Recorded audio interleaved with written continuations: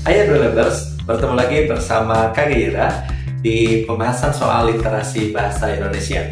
Gimana nih teman-teman, sudah semakin siap menghadapi UTBK-nya tahun ini? Ya tentunya tidak terasa waktu dimana kita harus sudah lebih siap lagi, dan insya Allah hari ini kita akan membahas materi lanjutan seperti yang sebelumnya, tetapi lebih menarik ya untuk hari ini. Dan untuk mendapatkan informasi yang maksimal, teman-teman siapkan alat tulisnya, siapkan juga dirinya untuk fokus gitu ya sampai akhir, sehingga mendapatkan informasi yang maksimal hari ini.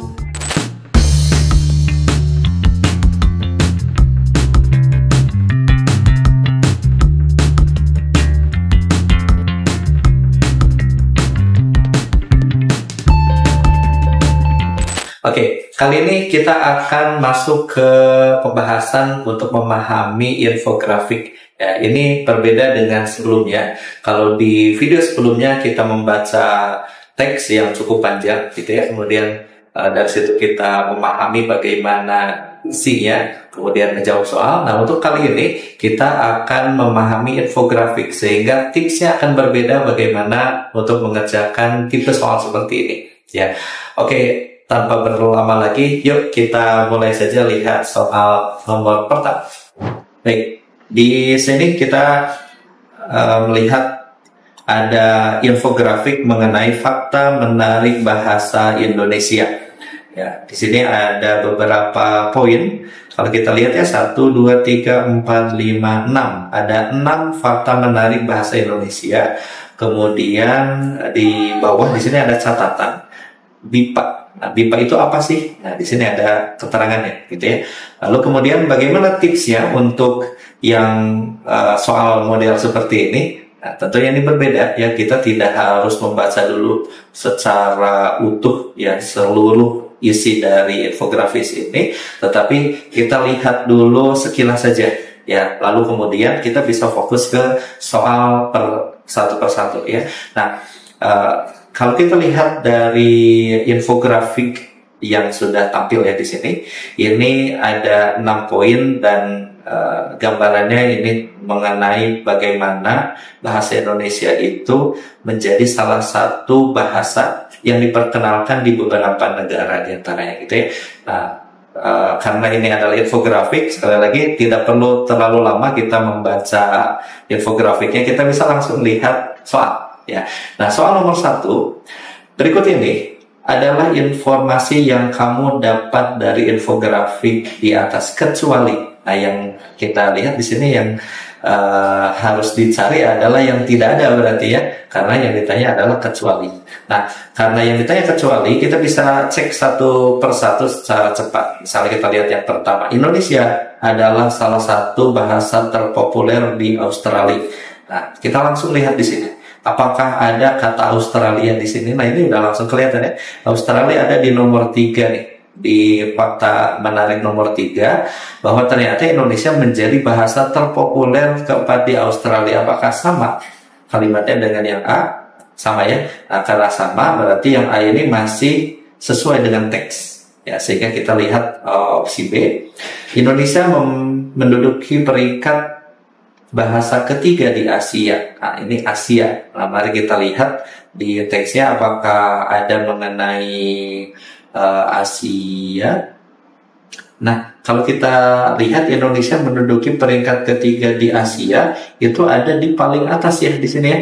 Di nomor 1, fakta yang pertama, di fakta yang pertama di sini ada informasi bahwa bahasa Indonesia ini ada di peringkat ketiga. Ya, berarti yang B juga ini sesuai. Kemudian kita lihat yang C, Ukraina. Nah, di sini kita lihat ada nggak Ukraina? Ukraina ada gambar bendera yang di sini ya. Ukraina adalah negara yang memiliki jurusan bahasa Indonesia di universitasnya. Apakah betul Ukraina ini salah satu? Nah, ini kalau kita lihat di nomor 6 yang menurut Kemenlu Republik Indonesia, ini ada 52 negara asing yang membuka program studi bahasa Indonesia ya, prodi. Ya, tentunya program studi ini di universitas ya. Dan ini kalau kita lihat Ukraina ada di dalamnya. Sehingga yang C ini juga masih ada di infografik. Kemudian kita lihat yang D. Ada sekitar 355 lembaga. Mari kita lihat di sini angka 355 apakah ada. Nah, ini ada di tambahan yang nomor 7 ya. Berarti ini fakta yang ketujuh bahwa ada di sini informasi 355 lembaga penyelenggara program MIPA di 41 negara. Jadi lembaganya ada 355, kemudian jumlah negaranya ada 41. Kalau kita lihat dengan kalimat yang D, di D ini kalimatnya ada sekitar. Ya, katanya sekitar. Kemudian dikurang lebih 41. Sementara data yang kita lihat di infografik di sini, di poin yang ketujuh ya, ini fakta yang ketujuh, itu ternyata ada 355 ini angka yang pasti ya, bukan sekitar. Kemudian 41 ini juga bukan kurang lebih, tetapi ini angka yang pasti ada 41 negara ya. Sehingga yang D ini bisa jadi adalah pengecualian ya, atau jawaban yang akan kita pilih. Tapi sebelumnya kita lihat juga yang E. Di antara bahasa lainnya, bahasa Indonesia sangat populer di Wikipedia. Mari kita lihat Wikipedia ini. Wikipedia ternyata 25 dari 250, atau kalau mau kita agak sederhanakan, ini sama aja 1 dari 10 gitu ya. 1 dari 10 ini masuk urutan yang bisa dikatakan populer ya, karena masuk top ya. Kalau kita hitung persentase berarti 10% ya, sebagai bahasa yang populer di Wikipedia ya. Sehingga untuk yang E ini masih sesuai dengan infografiknya. Jadi untuk nomor 1 kita akan memilih jawaban yang delta ya. Baik, itu untuk nomor 1. Selanjutnya kita akan lihat untuk nomor 2. Jika kamu ingin bertanya lebih lanjut terkait informasi yang kamu baca dalam infografik di atas, pertanyaan apa yang akan kamu ajukan? Karena merasa tidak ada jawabannya. Nah, ini juga sama ya, kita tinggal cek aja opsinya untuk yang A, apa yang dimaksud BIPA, apakah ada tentang BIPA? BIPA itu adalah bahasa Indonesia untuk penutur asing. Ini ada di infografik ya. Kemudian yang B, bagaimana posisi Wikipedia? Nah, Wikipedia ini ada posisinya di sini ya, posisi ke-25. Lalu kemudian apa saja fakta menarik? Nah, ini fakta-fakta menariknya ya. Kalau kita lihat ini ada 6 ke 1, jadi ada 7 ya. Ini tadi agak tersembunyi angka 7 ini di belakang ya. Ini ada 7 fakta menarik ya. Lalu kemudian mengapa bahasa Indonesia menjadi bahasa resmi kedua di Vietnam? Mana Vietnam? Nah, ini Vietnam itu ada di fakta kedua di sini ya. Ditetapkan sebagai bahasa resmi kedua. Ada nggak alasannya? Mengapa? Nah, ini tidak ada ya. Sehingga kalau kita ingin mempertanyakan, tentunya ini kenapa kok bisa ya bahasa Indonesia ini menjadi bahasa resmi kedua di Vietnam? Jadi setelah bahasa mereka, bahasa Indonesia ini yang banyak digunakan ternyata di Vietnam. Nah, ini tidak ada ya, sehingga kalau kita mau ajukan pertanyaan yang tidak ada jawabannya di infografik, berarti jawabannya adalah yang delta. Ya. Adapun yang terakhir ini, siapa yang menjelaskan jumlah negara pemilik program studi? Yang menjelaskan di sini menurut siapa nih? Menurut Kemenlu Republik Indonesia. Berarti ada di infografik yang untuk yang ini. Oke, jadi nomor 1 delta, nomor 2 juga delta.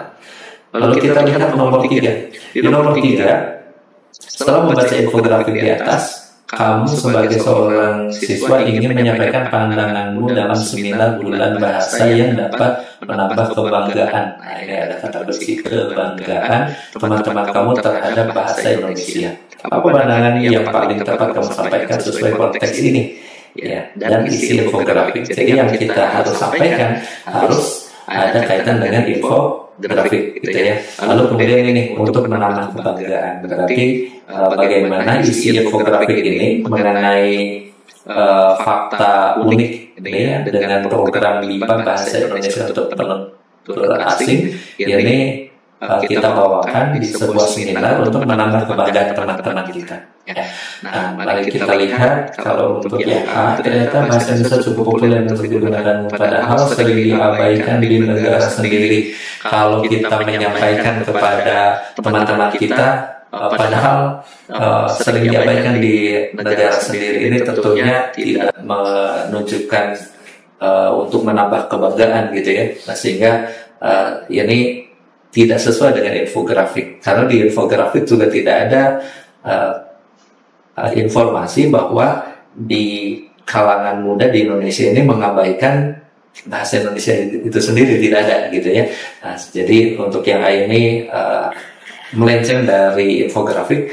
Lalu kemudian kita lihat yang B, seharusnya kita bangga, ada kata-kata bangganya, berbahasa Indonesia karena orang-orang asing saja punya ketertarikan yang cukup tinggi untuk mempelajari bahasa Indonesia yang terlihat dengan banyaknya program BIPA. Apakah betul banyak program BIPA? Betul ya.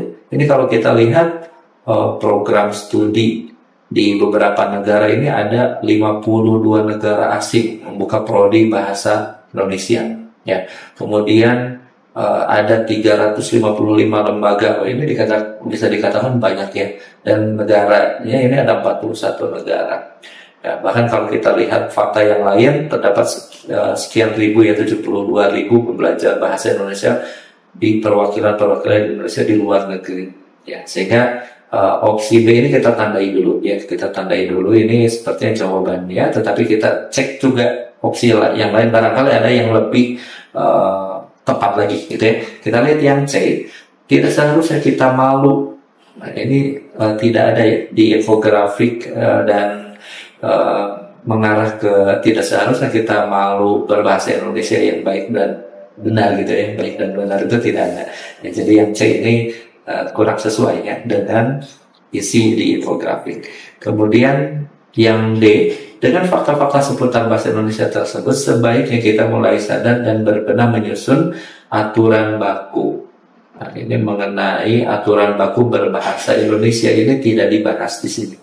Ya, kalau kita lihat fakta menarik bahasa Indonesia ini lebih ke bagaimana bahasa Indonesia ini dikenal, kemudian dipelajari oleh orang-orang di luar negeri, gitu ya, termasuk juga perwakilan-perwakilan Indonesia di luar negeri, dan diantaranya ada lembaga-lembaga yang penyelenggara di sana, gitu ya. Tidak ke arah menyusun aturan baku berbahasa Indonesia, gitu ya.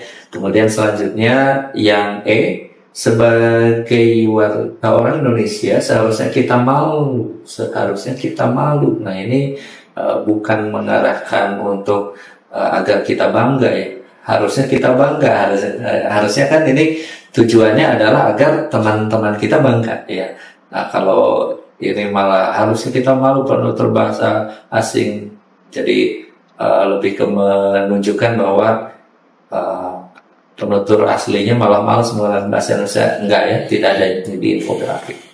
So, untuk nomor 3 ini kita akan mengarah ke opsi B yang tadi kita sudah lihat bahwa di sini ada kata-kata seharusnya kita bangga, yaitu mengajak kepada teman-teman kita untuk bangga terhadap bahasa Indonesia. Kenapa harus bangga? Nah, karena diantaranya banyak sekali program-program BIPA. BIPA ini adalah bahasa Indonesia untuk penutur asing.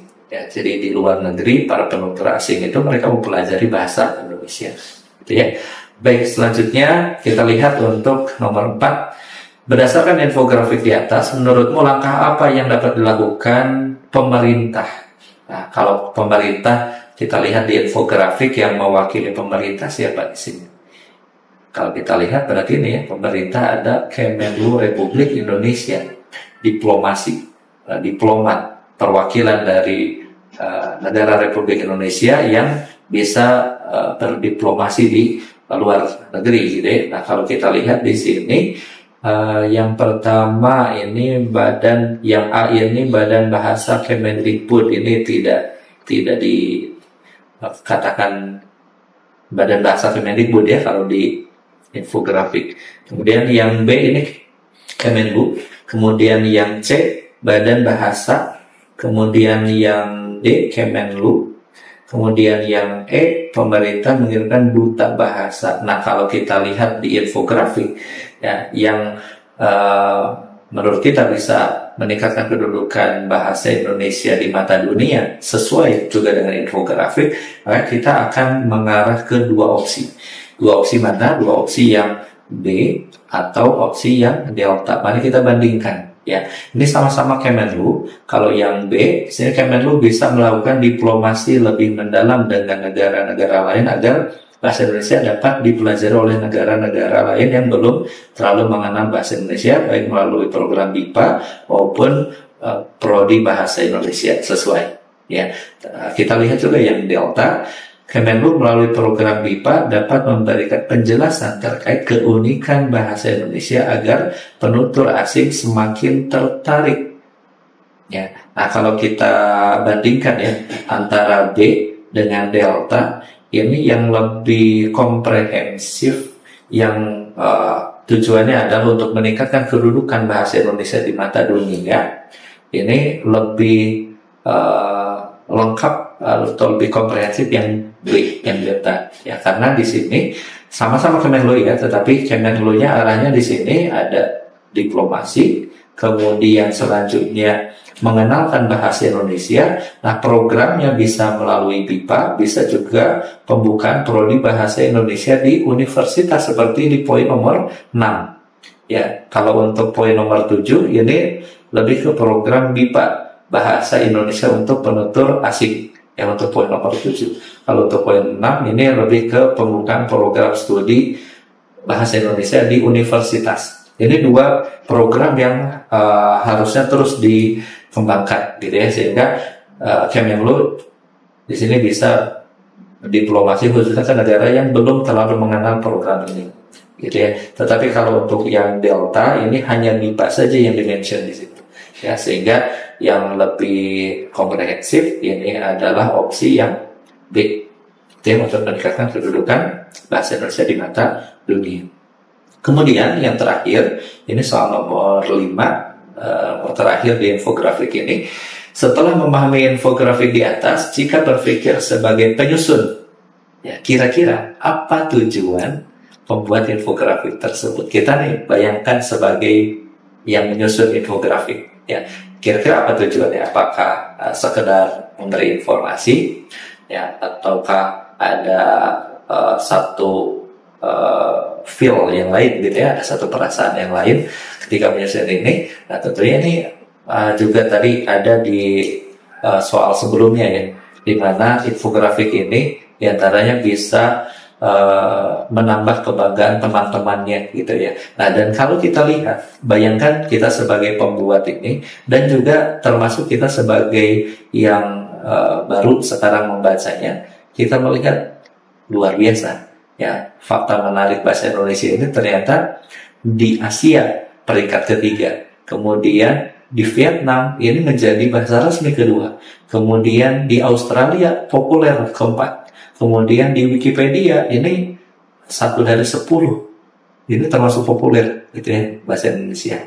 Kemudian ada 72.000 pembelajar yang ini di luar negeri ya. Jadi perwakilan Indonesia di luar negeri tentunya juga ini menjadi wah, menarik sekali, gitu ya. Ini luar biasa ternyata bahasa Indonesia diperkenalkan di luar negeri. Termasuk ini di 52 negara. Ini diantaranya negara-negara yang memperkenalkan bahasa Indonesia ada program studinya tersendiri di universitas. Dan yang terakhir ini ada 355 lembaga. Ya, sehingga kalau kita lihat opsi A misalnya, untuk menambah pengetahuan pembelajar. Nah, kalau kita lihat hanya sekedar menambah pengetahuan ini nampaknya terlalu tujuannya terlalu kecil, gitu ya. Kalau kita lihat ini data ini tentunya pastinya dirangkum dari berbagai sumber, gitu ya, yang dirangkum oleh ini sumbernya ada terlampir di bawah. Kemudian yang B, untuk memberikan pemahaman kepada bangsa Indonesia bahwa bahasa Indonesia tidak sesulit. Nah, ini mah ada dibandingkan dengan bahasa lain. Sementara di infografik tidak ke arah situ. gitu ya. Lalu kemudian yang C, supaya bangsa Indonesia sadar pada potensi bahasa Indonesia sebagai bahasa yang menarik di dunia dan menjadi bangga. Nah, ini sepertinya ke arah situ ya. Tetapi kita lihat juga yang opsi delta, agar bangsa Indonesia tertarik untuk menjadikan bahasa Indonesia sebagai bahasa sehari-hari. Ini bahasa Indonesia sehari-hari. Justru di sini menunjukkan bahwa bahasa Indonesia ini agar digunakan juga di beberapa negara di luar gitu ya, bukan untuk agar bangsa Indonesia menggunakan bahasa Indonesia untuk bahasa sehari-hari, bukan ke arah situ ya.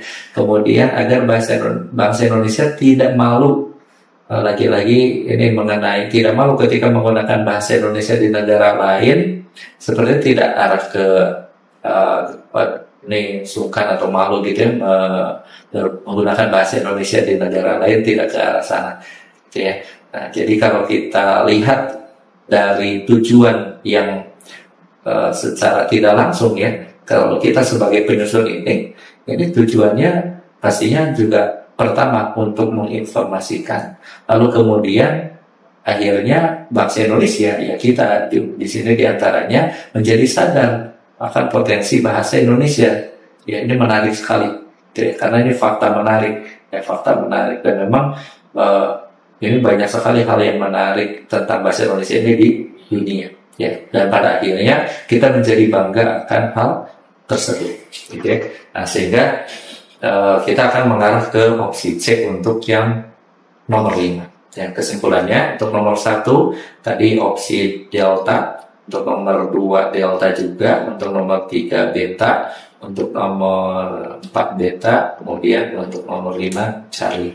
Ya, ini adalah pembahasan seputar infografik dan judulnya di sini adalah fakta menarik bahasa Indonesia.